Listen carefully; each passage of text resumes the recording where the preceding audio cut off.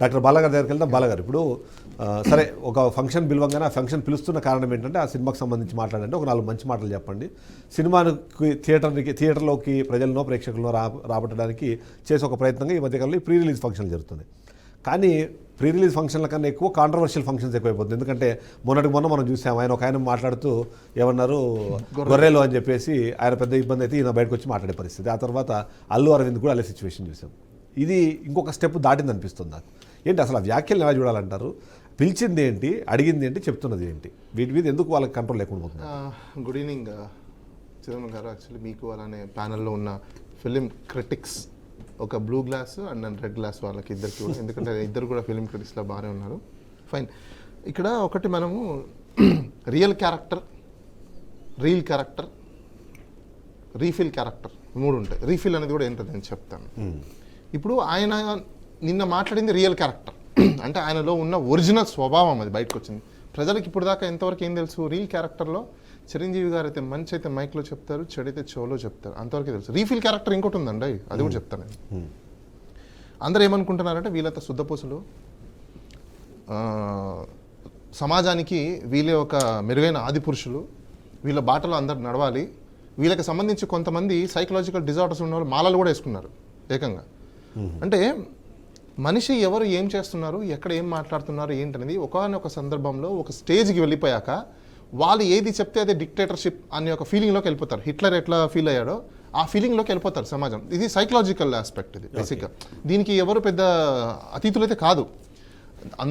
పురాతన కాలం నుంచి కూడా జరుగుతూనే వస్తుంది. ఎందుకంటే వీఆర్ ఆల్ హ్యూమన్ బీయింగ్స్ కాబట్టి బేసికల్గా సైంటిఫికల్గా మనకు డేటా అనేది ఉంటుంది మైండ్లో. ఆయనకు కూడా రియాలిటీ డేటా ఉంది. దాన్ని కవరప్ చేసుకుంటూ ఇన్ని రోజులు వచ్చారు. ఆ కవరప్ చేసుకున్న దాంట్లోనే ఆయనకి మెగా స్టార్ అనే ఒక ట్యాగ్ లైన్ వచ్చింది. ఇప్పుడు ఆయన రియల్ స్టార్ అంటే రియల్ క్యారెక్టరిస్టిక్స్ అనేది బయటపెడుతున్నారు. ఆయన ఒరిజినల్ క్యారెక్టరిస్టిక్స్ ఏంటి? వాళ్ళ కుటుంబంలో ఉన్న వాళ్ళను కూడా ఆయన అలా సంబోధిస్తున్నాడు. అంటే ఆయన ఇన్సైడ్ సైకలాజికల్ రియాలిటీ ఎలా ఉంది అనేది కనపడిపోతుంది మనకు అక్కడ. అంటే ఏ మాత్రం ఈయన గౌరవం ఇస్తాడు? ఇప్పుడు ఆయన చూసారు రసికుడా, లేకపోతే రసాలు పిండే వాళ్ళ, లేకపోతే రసాల నుంచి దూరిపోయే వాళ్ళ మనకు తెలియదు. ఎన్ని చేసి ఉన్నారో ఫిల్మ్ ఇండస్ట్రీలో, లేకపోతే రూమ్స్ ఇచ్చినప్పుడో, లేకపోతే ఇంకోటి చేసినప్పుడో, క్యారవాన్స్లో ఏమేమి జరుగుతాయో మనకు కూడా తెలియదు. ఎందుకంటే మనందరం కెమెరాలు పెట్టాం కదా అక్కడ. సో వాళ్ళకి పర్సనల్గా ఉంటాయి, ఎందుకంటే మనం దాంట్లో వెళ్ళాల్సిన అవసరం కూడా లేదు కాబట్టి. కానీ ఈ మధ్యకాలంలో ఏమైపోతుందంటే వీళ్ళకి విచక్షణ కోల్పోయేసి ఏం మాట్లాడినా కూడా మనం ఏం మాట్లాడితే అది మీడియా మొత్తం తీసేసుకుంటుంది, దాన్ని ట్యాగ్లైన్ వేసుకుంటుంది, మనల్ని హైలైట్ చేస్తుంది అని ఫీలింగ్ ఈరోజు అలా లేదు. అండ్ ఎందుకు లేదు అంటే మీడియా వర్సెస్ సోషల్ మీడియా అనేది తయారైంది. ఇప్పుడు మీడియా కూడా పాపం డేటా ఎక్కడి నుంచి, ఒకప్పుడు న్యూస్ ఏజెన్సీస్ ఉండేవి, ఇప్పుడు న్యూస్ ఏజెన్సీస్ పోయి సోషల్ మీడియా మీద డిపెండ్ అవ్వాల్సిన పరిస్థితికి శాటిలైట్ ఛానల్స్ దుస్థితికి వచ్చేసారు. ఎందుకు? మీరు వన్ సైడ్ మీడియా అయిపోయారు. అంటే పెయిడ్ ఆర్టిస్ట్ అని ఎలా అయితే అంటున్నారు, అంటే పెయిడ్ మీడియాలు అయిపోయాయి అన్ని, ఏదో ఒక వాళ్ళకి పెయిడ్ మీడియాలు. సో అలాంటప్పుడు ఏమైపోతుంది, ఒక మీడియా ఒకలా జనరల్,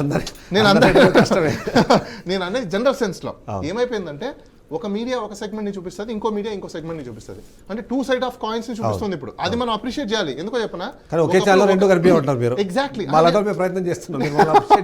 అంటే ఇప్పుడు వాళ్ళ సైడ్, నేను వర్షన్ నా సైడ్ చెప్పట్లేదు. ఇప్పుడు ఒకరికి అది తప్పు, ఇంకొకరికి ఇది తప్పు. సో కాబట్టి 2 అలానే కదా.